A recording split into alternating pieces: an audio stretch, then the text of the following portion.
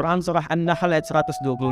Ud'u ila sabili rabbika bil hikmah.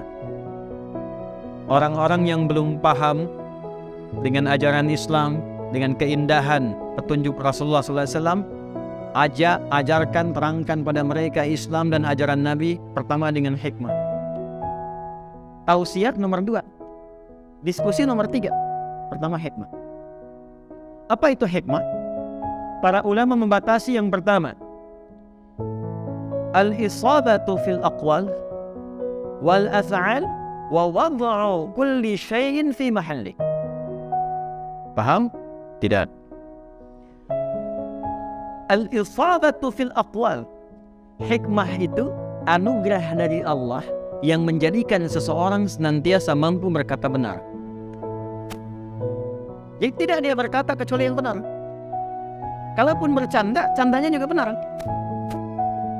Boleh bercanda, boleh, tertawa boleh. Ada 150 hadis canda Nabi. Ada hadis kalau dikumpulkan kurang lebih 150 canda Nabi. Nabi bercanda dengan sahabat, termasuk dengan nenek-nenek. Datang seorang nenek pada Nabi SAW, faqalat, maka dia berkata, ya Rasulullah, aina ana fil jannah. Ya Rasulullah, saya di surga, di mana nanti? Kata Nabi, ma kunti fil jannah, enggak ada nenek di surga. Maka dia borong. Ya, dia borong pulang. Dia berpikir saya ibadah sampai jadi nenek-nenek, tapi saya nggak bisa ke surga. Bertemu dengan Umar, diceritakan, Mami, kenapa nek? Ya, ataitu Nabi sallallahu alaihi wasallam, faqultu aina kunti, aina ana fil jannah. Saya datang ke Nabi, saya tanya konsultasi, nanti di surga saya di mana? Tapi Nabi jawab, ma kunti fil jannah. Nggak ada nenek di surga. Maka saya nangis, saya pulang. Umar ketawa.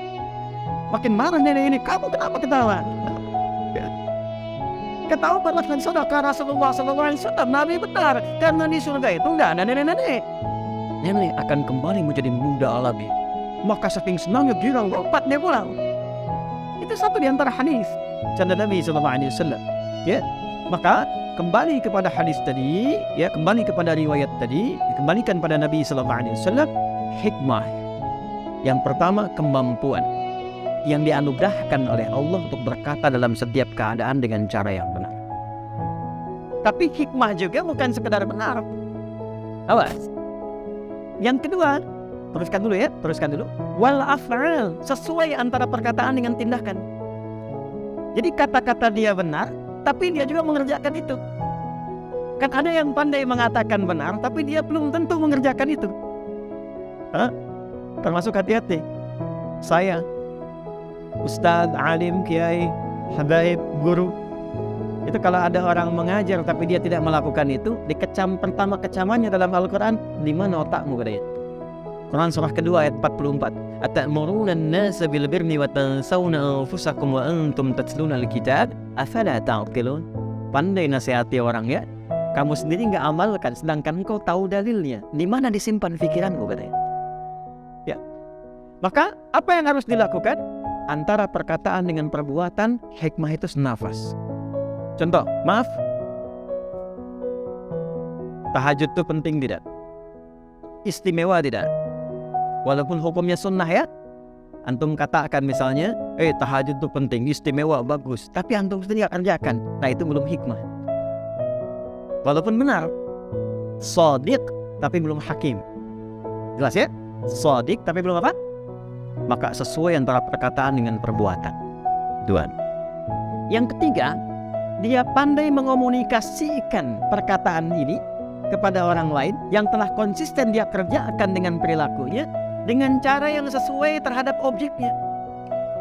Dia tahu cara berkomunikasi. Oh, ini maaf sekali, kepada orang tua begini caranya, kepada anak-anak begini caranya, kepada anak muda begini caranya. Karena kadang-kadang memang pintar, bagus, tapi nggak bisa menempat bicara sama orang tua kepada anak muda. Sama dengan anak muda. Tolong rapatkan sapnya, Pak. Gitu tuh. Udah tua dikit tuh. Udah bau tanah tuh orang masjid. Misal ya, contoh tuh. Nah, itu belum hikmah. Ya. Balik, Nabi itu Masya Allah, begitu ditanamkan hikmah dalam dirinya, beliau bisa berkomunikasi dengan siapapun sesuai dengan hajatnya. Bahkan bisa tertawa dengan orang yang gembira dan juga merasakan duka dengan orang yang sedang berduka. Sampai seorang anak pun dikisahkan ketika sedang main bersama temannya, dia menarik diri ke belakang, dia murung sedih. Bertemulah dengan Rasulullah SAW. "Ma bika ya ghulam?" "Nak, kenapa engkau?" "Ya Rasulullah, saya nggak bisa main dengan mereka." "Kenapa?" "Baju mereka bagus, mainan mereka bagus." "Kenapa kau nggak ikut?" "Ayah saya meninggal di medan juang, tidak ada lagi yang menopang kebutuhan saya, sehingga saya minder dengan baju dan mainan saya." Perhatikan kalimatnya. Atau kama qala Rasulullah SAW, "Aradita an takuna Muhammadan aban laka wal Hasan wal Husain ikhwatan laka." Kamu ridha enggak kalau mulai detik ini Muhammad sallallahu alaihi wasallam jadi bapak yang merawatmu, angkat Hasan dan Husain saudaramu? Kata anak itu, "Saya ridha ya Rasulullah." Maka dicarikan pakaian yang baru yang bagus, mainan yang bagus. Kata Nabi, main dengan anak-anak itu. Begitu datang ke tempat mereka, beliau senang, anak itu gembira, senang. Sampai anak-anak itu heran yang kedatangan anak tadi. "Kok baju kamu bagus, mainan kamu lebih baru, dari mana dapatnya?" Dikisahkan oleh beliau, "Bapak saya meninggal, ketemu Nabi, terjadi begini, begini, begini." Apa komen anak-anak itu? "Ya Allah, kenapa bapak kami gak meninggal juga?"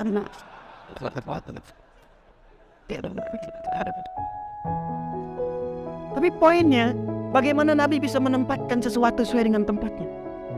Dan itu universal.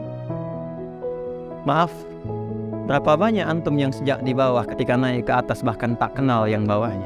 Padahal dia yang menaikkan antum ke atas. Antum yang di militer, naik sampai ke pangkat tertinggi, ingat nggak ke teman-teman antum yang sleting yang di bawahnya masih di bawah? Itu yang mengangkat antum. Antum yang di kantor jadi posisi sudah direktur, sedangkan teman-teman yang menopang antum dari bawah itu, ingat nggak ke mereka?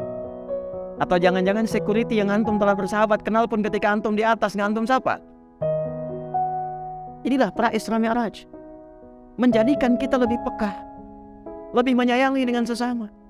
Dan yang paling menarik, sifatnya universal.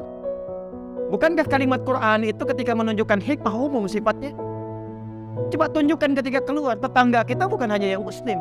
Mungkin antum ada tetangga yang Kristen, ada yang Hindu, ada yang Buddha. Maka orang yang sudah punya hikmah, dia bisa menempatkan bagaimana nilai keindahan Islam bisa diletakkan dalam setiap pergaulannya. Antum di kantor, tempat bekerja, apakah semuanya Muslim? Sedangkan itu teman antum, divisi yang sama, di tempat yang sama, ngantor sama-sama, olahraga sama-sama, tadi banding sama-sama. Orang yang punya hikmah, bahkan ketika diterapkan, dia menerapkan dalam konteks keduniaan, dia tidak bedakan siapa Muslim, siapa yang Muslim. Berapa kali pernah antum terapkan nilai Islam untuk mengajak dia makan bersama? Insyaallah. Ketika diajak, "Kenapa sih baik sekali antum?" Antum jawab, "Nabi yang menuntun saya seperti ini, Islam yang mengajarkan saya seperti ini." Sehingga kita temukan hadis-hadis itu banyaknya umum kalau berinteraksi secara sosial, dan ilmunya hikmah. Saya sering ungkapkan hadis ini. Pernah dengar nggak kalimat ini kata Nabi? Siapa yang masak makanan, baunya sampai ke tetangga. Hati-hati, antum punya restoran nih. Hati-hati nih. Hati-hati tuh. Ya. Siapa yang masak makanan, baunya sampai ke tetangga, maka bagilah tetangga itu walaupun hanya antum apel kuahnya tuh. Tapi tolong jangan baca pakai terjemahan ya, nanti salah dalam mempraktekkan. Maksud hadis ini bukan antum masak opor ayam, antum makan ayamnya, kuahnya bagi tetangga. Antum bagilah ke tetangga, tetangga tanya, "Kenapa cuma kuahnya?" Hadis Nabi, kita pasti. Anda yang salah paham, ya Nabi yang jadi tersangka tuh, hati-hati. Ya. Maksudnya adalah sekalipun antum masak kuah dengan bumbu tertentu, dan itu visinya visioner ke depan, tanam bu. Sekarang kan banyak ragam bumbu tuh, bumbu rendang, bumbu opor, mungkin yang dimasak tempe, yang dimasak singkong. Jangan dia salah sangka dengan yang antum masak, bagikan supaya dia tak cium bau dan salah prasangkanya. Tapi pertanyaan syahidnya adalah, apakah hadis ini mengatakan bagikan hanya kepada yang Muslim saja? Tidak. Ya, tetangga antum ada yang Kristen, jangan dilewatin, ketok pintunya. "Selamat malam." "Malam, Pak." "Ya, ini ada rezeki." "Apa itu?" "Opor ayam." "Oh, baik sekali Pak." "Bukan baik, Nabi yang mengajarkan saya seperti itu." Besok dia kembalikan pancinya, udah bisa "Assalamualaikum." "Assalamualaikum." Ketok, "Terima kasih Pak, mau kembalikan panci." "Oh, sudah, enak sekali Pak. Cuma mau nanya, hari ini kira-kira Nabi mengajarkan berbagi lagi nggak?" Kamu gak fair deh. Kan di hadis gak disebutkan kan kalau tetangga itu muslim saja. Jadi jangan sampai antum babi yang non muslim dilewatin. Ini Pak Haji Komar, ini Pak Haji Rudi, ini Nyi Rasima nih. Masuk 1, 2, 3, 4, 5. Yang satu Kristen gak dikasih samping, Hindu gak dikasih. Dia lihat tuh, Pak Haji kayaknya opornya enak ya. Iya, cuman saya ngentek kafir.